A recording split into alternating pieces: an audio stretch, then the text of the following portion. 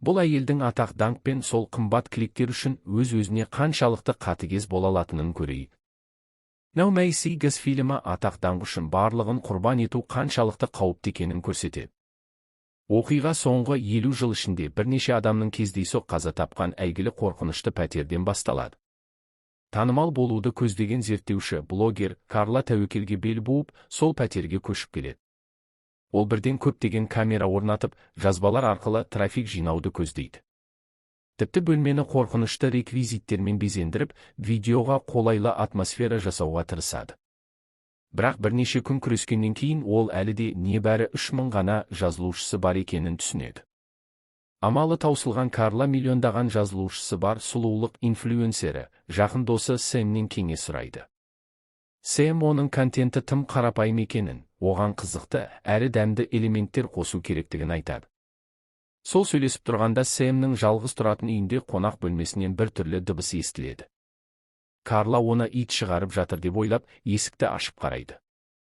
Ештеңе байқамайды. Ол кеткеннен кейін көп ұзамай ит төсектің астынан шығады. Карла ештеңе таппай, тез арада бөлмеге қайтады. Бірақ Сэм әлі де алаңдап тұр. Ол жақын арада келіп, видео контент жоспарлауға көмектесетінін айтады. Екеуі де пәтердегі бір түрлі оқиғалардың енді ғана басталғанын білмейді. Телефонды қойғаннан кейін көп ұзамай Карла жоғарыдан қатты дыбыс естиді, люстра шайқалады. Сол сәтте үйде жарық сөніп қалады. Ол камерасын алып, түсірілімге шығады. Қараңғы дәліз толық тыныш. Сэмнің кеңесін ескеріп, Карла қараңғылықта біреу бар сияқты қорқынышты камера қимылдарын жасап көреді. Түсіріп болып, жоғары шыққанда ол енді мистиканы жалған жасаудың қажеті жоқ екенін түсінеді. Оның дәл үстіндегі бөлме өрт болған жер, онда біреу қаза тапқан. Есік тақтаймен бекітіліп, шынжырмен байланған. Қазір сол бөлмеден бір түрлі дыбыстар шығып жатыр. Карла бұл бір түрлі дейді, бірақ шын мәнінде ол онша мән бермейді, жәндіктер шығарып жатыр деп ойлайды. Ол тіпті жаңа жігітін шақырып, қорқынышты үйде естен кетпес интимдік сәттер өткізеді. Құмарлықтан кейін демалып жатқанда олар кереуеттің дәл үстіндегі төбедегі даққа тап болады. Ол ылғалдан болған көгеру болуы мүмкін, бірақ Андре алаңдап, ескі ғимараттың нашар жағдайда екенін, төбе құлап кетуі мүмкін екенін айтады. Бұл кездейсоқ сөз Карлаға шығармашылық идея береді. Көп ұзамай оның келесі видеосы трафик жинай бастайды. Бұл кеше кездейсоқ түсірілген кадрлар, бірақ бұл жолы мазмұны қарапайым емес. Карла ИИ-ді пайдаланып паранормаль құбылыстарды жасанды түрде дәмдеген. Бұл видео қорқынышты санаттағы үздік бестікке кіреді. Табысқа жеткенін сезген Карла қуанып, жігітіне жақсы жаңалықты айтқысы келеді, бірақ ол хабарламаларға жауап бермейді. Бірнеше күннен кейін Сэм келіп, Андре туралы естігенін айтады, ол ойыншы болуы мүмкін. Андре әлеуметтік желідегі профиль суреті әлі де егде әйелмен бірге түскен фото екен. Карла оны тыныштандырып, ол суреттегі әйел Андре әжесі емес, анасы екенін, анасы ауыр науқас болғандықтан суретті әлі ауыстырмағанын түсіндіреді. Сэм негізінен күдіктен бас тартады, өйткені оның алда маңыздырақ ісі бар, Карланың видеоларын тартымды ету. Сэм өз тәжірибесін пайдаланып, Карлаға бір түрлі жорамал сессиясын мұқият жоспарлайды, тіпті өзі кадрға түседі. Шын мәнінде шашты зұлым рух тартып жатқандай әсер, алдын ала дайындалған реквизит. Бұл өте шынайы көрінетін шақыру рәсімі Карланың аккаунтын бірден 10 000 жазылушыға жеткізеді.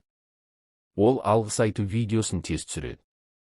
Күтпеген жерден бұл қарапайым видео бұрын соңды болмаған көптеген пікір жинайды. Карла таңғалып, телефонды алып қарағанда, барлық пікірлерде сенің артыңда біреу тұр деп жазылғанын көреді. Ол видеоны қайта қарап, шынымен қара көлеңке жылжығанын байқайды. Скриншот алып, экспозиция мен жарықтықты реттегенде жүрек суытатын көрініс ашылады. Карла қорқып секіріп тұрып тексереді, бірақ ештеңе таппайды. Бұл әсерлі видео, ешқандай ойын жоқ, аккаунт жазылушыларын 2 есе арттырады. Вирустық әсерге масаттанған Карла тоқтай алмайды. Ақырында ашкөзді қорқыныштан басым түседі. Ол өзін өзі алдап, бұл жай кездейсоқтық деп ойлайды да, бірден инфрақызыл камера сатып алады. Ол инфрақызыл толқындар пластик пакетті де тесіп өтеді, яғни көзге көрінбейтін нәрселерді көруге болады деп мәлімдейді. Осыны камераға көрсетіп жатқанда тағы бір түрлі жағдай пайда болады. Карла интернетте тез вирустық болады. Сонымен қатар көптеген әшкерелеушілер пайда болып, видеоның шынайылығын күмәнға салады. Тіпті Сэм оның жақсарғанын мақтап, жақсы идея ойлап тауып, жақын арада келіп түсірілімге қатысқысы келетінін айтады. Бірақ бұл сөз Карланы одан бетер қорқытады, өйткені тек өзі ғана біледі, бұл шынымен паранормаль оқиға болған. Енді Карла қорқып қалған құс сияқты, айналасынан үнемі біреу бақылап тұрғандай сезінеді. Оған серік керек, бірақ жұмысының ерекшелігіне байланысты достары аз. Ешкім көмектеспеген соң интернетке шығып жауап іздейді. Бірақ онлайндағы асыра сілтеген талдаулар оны одан сайын қорқытады. Ол төбедегі дақтың адам бетіне ұқсайтындай иллюзияға түседі. Бақытына орай, ұзақ уақыт жоғалып кеткен Андре пайда болады. Анықталуынша, оның анасы жақында қайтыс болған, жерлеу рәсімдерімен айналысқандықтан хабарламаға жауап бере алмаған. Карланың басынан өткен оқиғаны естіген ол, еш күмән келтірмей, бірден сенетте, келесі күні оған барып, серік болады. Жігітімен бірге Карла пәтер басқарушысынан жоғарыдағы бөлмені ашуды сұрайды. Өрт іздерінен басқа ештеңе таппайды. Бірақ кетер алдында Карла зақымдалған видеотаспаны табады. Оның үстінде бір түрлі символдар сызылған. Олар оны үйге алып келіп, интернеттен іздегенде, бұл ежелгі сиқыршылар мен қара сиқыр қолданатын культтің тотемі екенін біледі.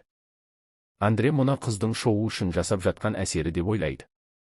Оның жұбатуымен Карла біртіндеп тынышталады. Бірақ түнде интернетте жүргенде ол Андре мен Сэмнің бірге түскен суретін көреді. Ол сурет бірнеше күн бұрын түсірілген. Андре жақында жерлеу рәсімдерімен айналысып жүргенін айтқан еді. Карла ашуланып, барлығын тексереді. Біреудің видеосында Андре мен Сэмнің интимдік қимылдары түсіп қалған. Карла ең жақын адамдарының опасыздығын күтпеген. Бірақ Сэммен салыстырғанда өзінің жағдайын ойлап, жиіркенішін басып, ештеңе болмағандай әрекет етеді, әрі Сэмнен шоуға көмектесуді сұрайды. Олар алдымен бірнеше сұрақ қойып, дайындалған музыка қосады. Көп ұзамай радио қорқынышты күлкі шығарады. Бірақ Сэм әсер әлсіз деп, қаттырақ сұрақтар қою керек деп айтады. Карла енді шыдай алмай, жазуды тоқтатып, Андре мен Сэмнің қарым-қатынасы туралы ашық айтады. Сэм оны түсінбеді деп, Андре анасы қайтыс болған күні, ауыр күйде болғандықтан жай ғана жұбатуға барғанын түсіндіреді. Бірақ Карла сенбейді. Сэмнің шыдамдылығы таусылып, сөздер қатты шиеленіседі. Екеуі де иттің коммуналдық бөлмеге қарай үріп жатқанын байқамайды. Көп ұзамай сол бөлмеден дыбыс шығады. Сэм Карла тағы шоу жасап жатыр деп ойлап, ашуланып кетіп қалады. Карла Сэмді ұстап қалмай, камераны алып тексеруге жүгіреді. Қоқыстан басқа ештеңе жоқ. Бірақ мұқият қарағанда қабырғада бірнеше сызық символы бар екенін көреді. Сызықтар саны дәл шақыру рәсімінде қойылған сұрақтар санына тең.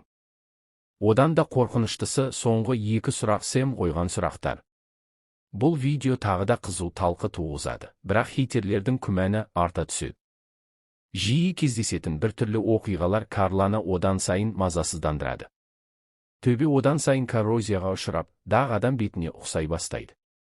Ол кереуетте жатып түсіріп жатқанда жоғарыдан тамшы тамады. Тазалауға ыңғайланып жатқанда иттің жоғалғанын байқайды. Іздеп таппай, хабарландыру жазбақ болғанда бөлмеден балық иісі шығады.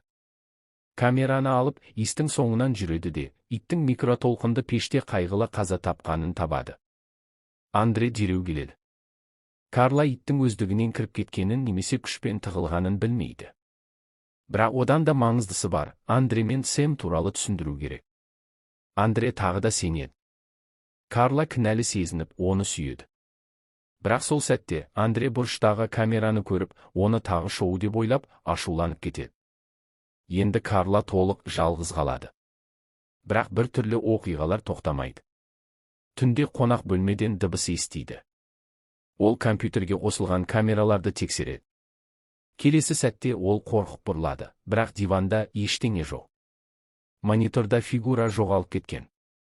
Карла нервті түрде экранды қарап, камераны алып айналаны баяу сканерлейді. Көп ұзамай фигураны тағы көреді. Бұл жолы ол батылдықпен қуады. Фигура жатын бөлмеде арқасын беріп тұр. Бірақ Карла жақындағанша ол жоғалып кетеді. Осы видео арқылы ол толық вирустық болады, жазылушылары 100 мыңға жетеді. Қазір Карла қуаныш пен қорқыныш аралас сезімде. Мұнда шынымен мәселе бар екенін біледі, бірақ кетсе трафикті жоғалтады деп қорқады. Әлі шешім қабылдай алмай жүргенде үйдің көптеген жасырын бұрыштарында видео таспадағыдай символдар сызылғанын табады. Бұл жолы ол байыпты зерттеуге шешеді. Алдымен таспаны қалпына келтіреді, содан кейін интернеттен іздейді. Көп ұзамай ол ежелгі культ қара сиқыр арқылы өлгеннен кейін жанды тірі денеге көшіріп, мәңгілік өмір сүреді деген әдебиет табады. Бірақ бұл паранормаль оқиғалармен қалай байланысты екенін әлі түсінбейді. Сол кезде телефонына қорлау хабарламалары толып кетеді. Анықталуынша, Сэм олардың ажырасқаннан кейін Карланың паранормаль оқиғаларды жалған жасағанын әшкерелеген. Сэм иттің қайтыс болғанын алғаш көргенде таңғалғанын, бірақ кейін Карланың дауысты хабарламасында иттің үргенін естігенін айтады. Иттің өлімі, пластик пакет, қабырғадағы жазулар, бәрі Карланың трафик үшін жасаған шоу әсері болып шығады.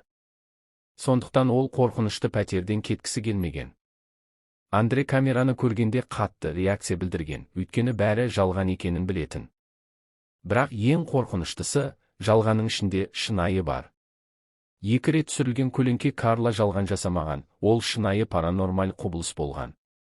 Бірақ қазір ол қанша түсіндірсе де ешкім сенбейді.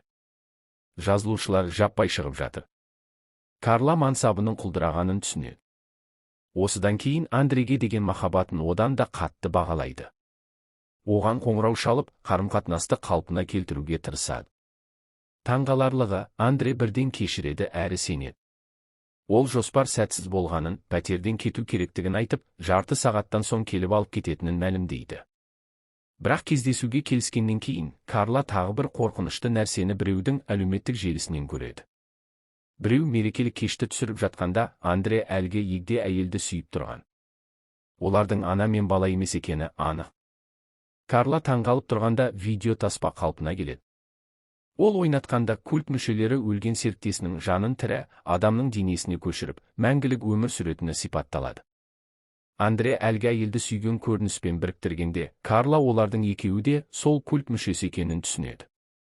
Андре жас болып жүргені жақында ғана реинкарнация рәсімінен өткендіктен.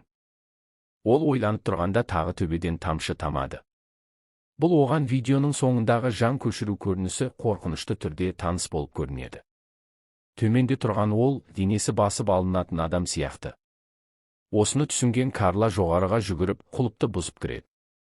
Бұрынғыдан айырмашылығы, кіре сала қорқынышты иіс келеді. Бөлме тазаланған, көптеген шамдармен жарықтандырылған. Иістің көзі символдар сызылған құрбандық үстелінде жатқан мәйіт. Қан іздері құрғаған. Карла төбенің неге коррозияға ұшырағанын, дақтың неге адам бетіне ұқсайтынын түсінеді. Ол құлыппен мәйітті аударып қарағанда, ол шынымен Андре айтқан ана екенін көреді. Карла бәрін түсінеді. Өліп бара жатқан сол культ әйелі жаңа денеге мұқтаж болған. Оның серігі Андре ол үшін олжаны іздеп, атақ-даңққа құмар Карланы таңдаған. Қайта-қайта пайда болған көлеңке сол әйелдің жаны денені басып алуға қолайлы сәтті күткен. Бәрін түсінген Карла полицияға қоңырау шалмақ болады. Бірақ келесі сәтте, Андре келісілген уақытта келе жатқанын есіне алады. Ол өтірік айтып, кадр түсіруге шыққанын айтады, әрі тыныштық сақтап, Андре кіргізеді. Ол әдейі су стақанын құлатып, интимдік сәтте Андреге күтпеген жерден шабуыл жасайды. Орнынан тұрып, камераны алып қашады, енді инфлюенсер болу емес, ішіндегі дәлелдер үшін. Бірақ Андре қуып жетеді. Оны шайқап тастағандай болғанда, есік алдында Андре серіктері күтіп тұр екен. Карла есікті жаппақ болады, бірақ кешігіп қалады. Ас үйге қашып, пышақ алып, өмір үшін күреседі. Ол бірін құлатып тастайды, бірақ тұрып үлгермей, артынан тағы культ мүшелері пайда болады. Карла есін жиғанда өзін кереуетке байлап тастағанын, айналасында қорқынышты культ мүшелері тұрғанын көреді.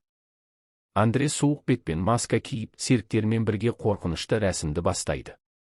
Көп ұзамай әйелдің жаны тағы пайда болады. Бірақ енді Карла оны инфрақызыл камерасыз ақ көреді.